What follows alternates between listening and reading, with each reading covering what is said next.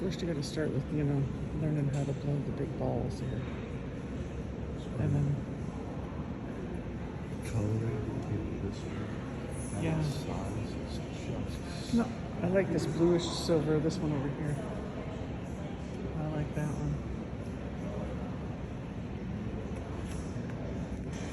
And that size is just phenomenal. Looks like you'd be walking through a botanical garden right here.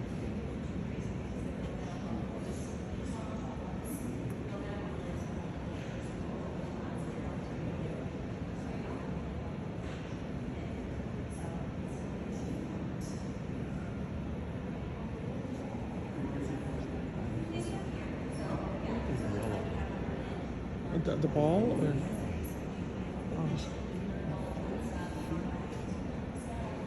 on the green one? I guess the green one's a little smaller, but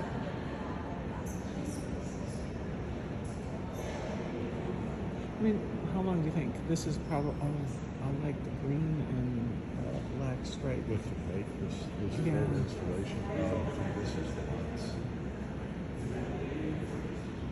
I do like those over there. Welcome back to Hippie Bliss Travel. Today we're continuing our Seattle tour. We're doing the Space Needle and Chihuly Glass. First, we walked to breakfast at Ludi's, and it's interesting, it's in a Hawaiian joint, but you order at the register. So, we looked at the menus while we were in line and we ordered. And by the time we had ordered and paid, they had a table ready with our beverages. My husband had water, and my coffee is a diet soda. So, yeah. But they were moving food quick. My husband had some French toast, and I had it was rice with like a hamburger patty and eggs and a mushroom sauce. It was very good.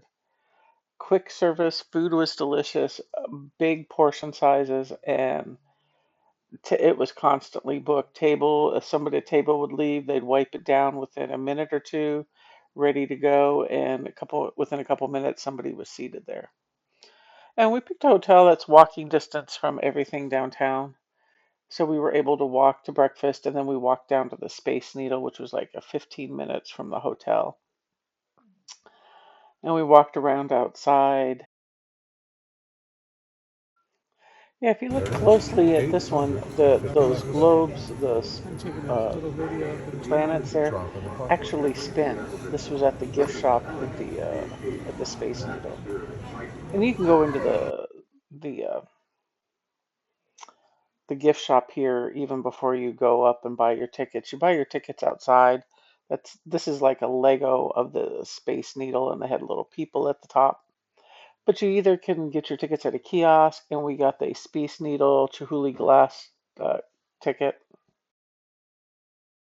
You had to buy the combo with the Chihuly Glass and the Space Needle. You saved a few bucks, so we were going to do both. So, and then you go outside. You went through that little line thing, and then as you're waiting for your the elevator turn, they have this history of them building the Space Needle, and you can see the size of the bolts and some of the history. They have like day 1, day 13, day blah blah blah, and it was just an interesting history lesson. All the glass up front is see-through. If you can't see much on the ride up, don't stress out too hard. It looks better from upstairs. If you want to take any pictures or videos, get your cameras out. Well, that was your chance. Too late now. No, I'm just playing, folks. That's our skyline level, kind of like a banquet hall where we host private events. We've had a lot of weddings there recently. Straight ahead, a little to the right, you're going to see Mount Rainier as it peaks out above our skyscrapers. It's over 14,000 feet to the peak of it. If you don't mind, just keep the flash off, please. Oh, sorry. No problem. You can take pictures, just try to keep the flash off. It hurts eyes. So it's over 14,000 feet to the peak of that mountain. The range it sits above to the left, those are called the Cascades. They do reach into Canada. You just can't see Canada from the top. It's a little bit too far. In the middle of our skyline, you'll see there's 2 skyscrapers sticking out above the rest of them. The one to the right, that black one, is called the Columbia Center, and it's currently the tallest building in Seattle. 967 feet tall, makes it 1.5 times the height of our needle. To the tip top of ours is 605 feet, but the highest y'all could go is 520 feet, which is the floor I'll be dropping you off at. When you're done up here, guys, there is one more floor beneath you. Head around to the right, you'll see 2 flights of carpeted stairs to walk down. That's going to get you to the floor beneath us, and we can pick you up from down. And again, here's the view from the top. Another spectacular, beautiful day in Seattle. And listening to all the locals talk 2 days in a row, they thought it was, this is a treat. And yeah, I walked around once, took, from the north, south, east, west side. And then I did one, I filmed where I did a whole circle here. But yeah, it's kind of interesting view. It's, we've been up here a couple times over the last few decades. I like the spiders on the roof of that building. Last time we were up here, they had like a chain meshing up. They've gotten rid of this and now it's a solid glass. And it's, several inches thick. It's not a thin pane of glass. So you can see, you don't get that chain meshing. And they also have like seats that are made of glass too. But your bottom is a little lower than your knees. So when you sit on it, you slide back and you lean back against that glass that you can see here.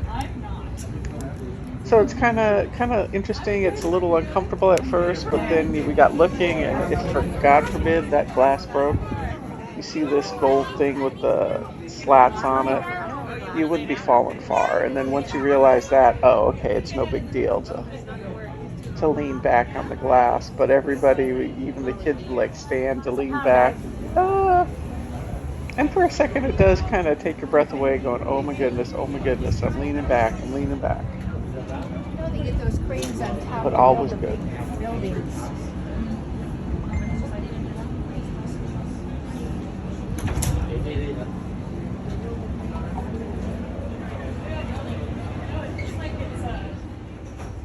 Yeah, here's where I started. I was walking around just doing like a 360-degree non-continuous movement. It's a gorgeous view.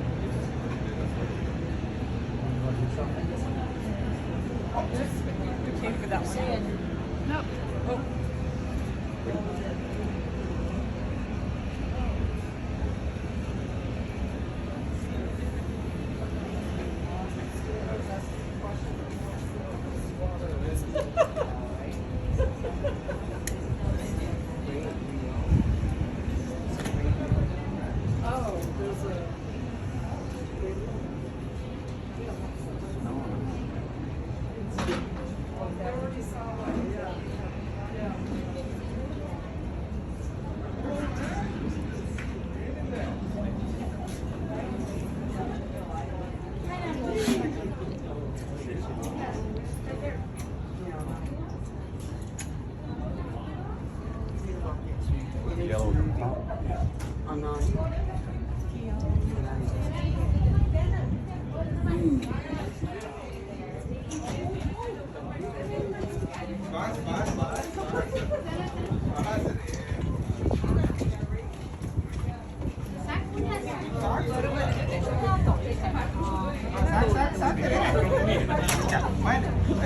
Summer helicopter. There you go, there you go. Do a little hippie.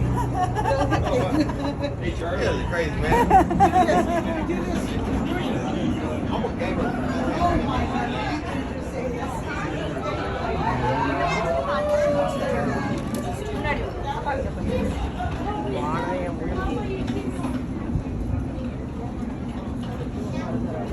Yeah, but there's a few other tricks in it.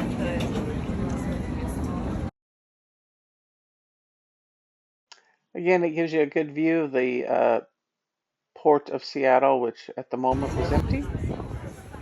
But you just couldn't get past how clear of a day it is and how good the view was up there. Because we've been up there in past where it's been a little cloudy. There's my husband leaning up against the glass. He's showing you his hand compared to the size of the bolt at the bottom, holding it in place. And then we went next door to the Chihuly Glass and Garden, and just I mean, it's just stunning glass artwork.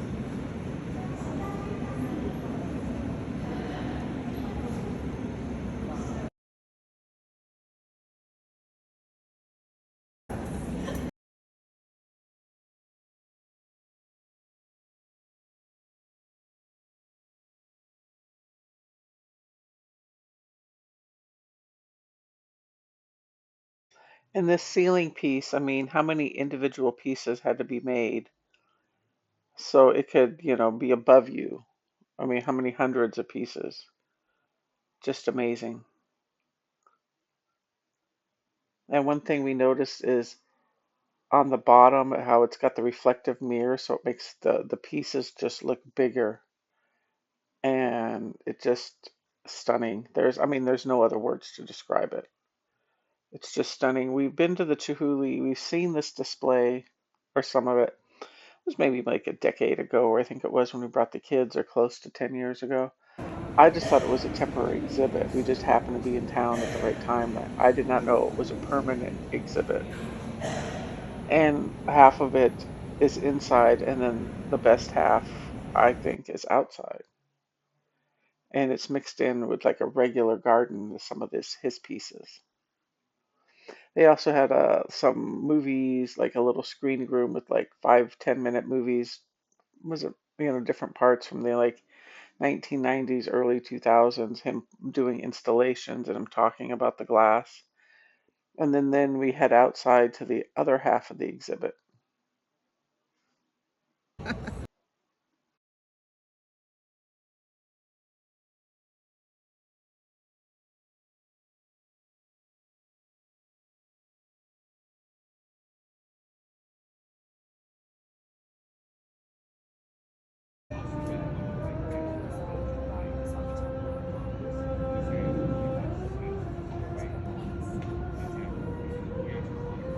Just reminds me of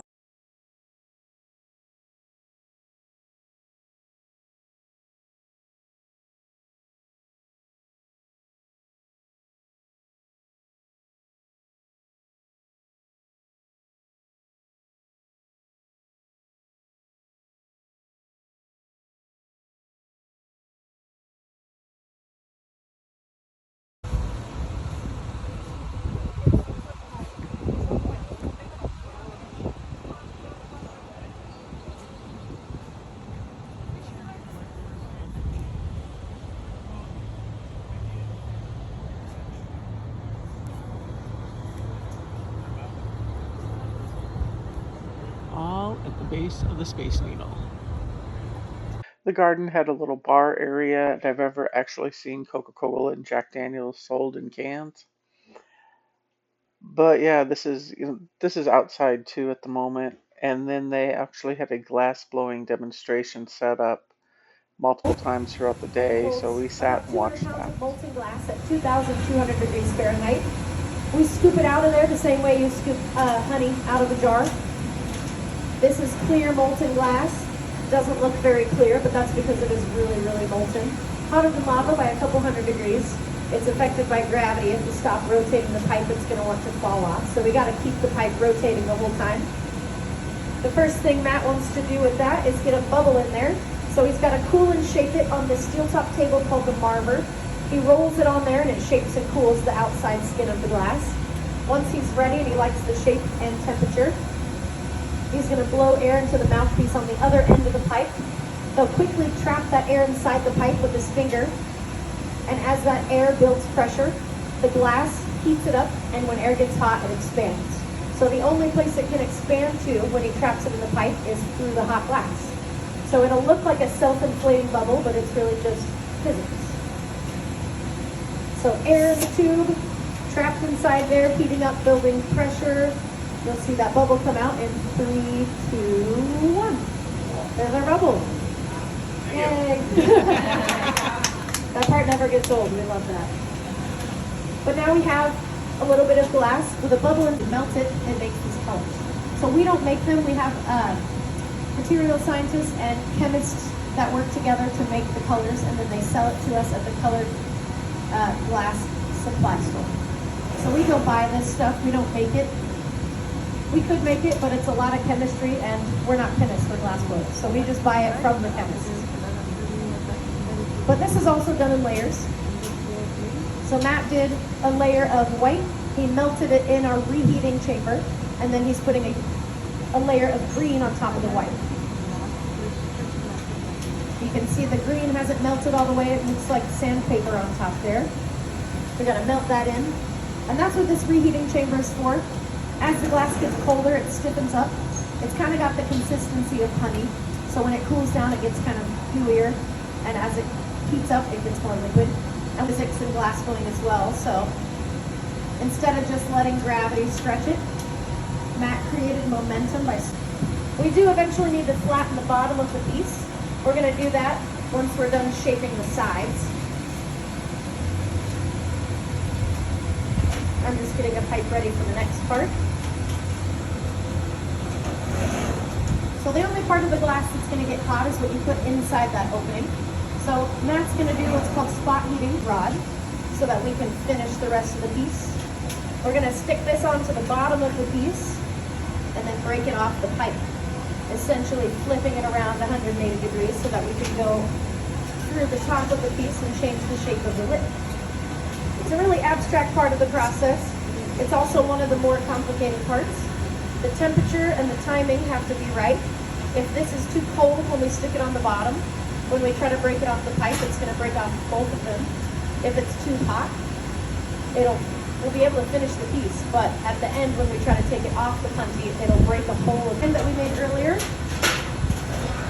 And that shocked the glass, made tiny cracks in the lip, and then we were able to take it off. I just gave it a flash, which is like a maintenance heat. It's the glass so we can cut off those extra pieces. Now he's going to go in for the cut. I'm going to use the wood paddle to shield his fingers from the radiating heat. He's working really close to the super hot glass. If you block the heat from getting to him, it makes it a little more comfortable for him. But now the lip of the piece is really sharp, so he's going to go melt that in. That ribbon that he just cut off there is now both very hot and very sharp, so that's why we have that pan there to catch it. He's going to melt the lip of this piece. Sorry, the microphone died.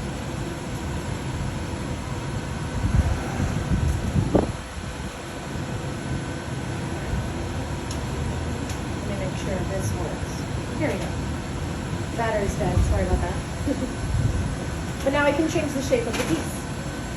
I can stand by with the wooden paddle to either shield his arm or put it on the mouth of the piece to keep the lip from flaring out unevenly. He can put the blades of the jacks on the inside of that piece. He kind of lip flat with the paddle. And we're just about done. He wants to do one more little thing to it. But now we have that nice neck on there, little design that we added. Everything from yesterday is in that bottom silver box, about ready to take out. But we're gonna load this in the top silver box, which is the one that's at 950 degrees right now. That's actually our coldest piece of equipment up on the stage. Matt's just waiting for this glass to be close to that temperature, about 950 degrees.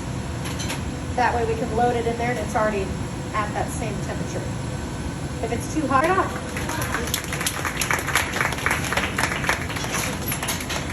Last thing we got to do is clean up the bottom. When you break the punty off, there's usually a little bit of sharp glass from that break point.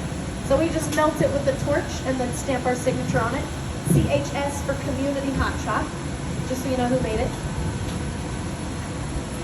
And Now we have our beautiful vase made by Mac. Let's give him another round of applause.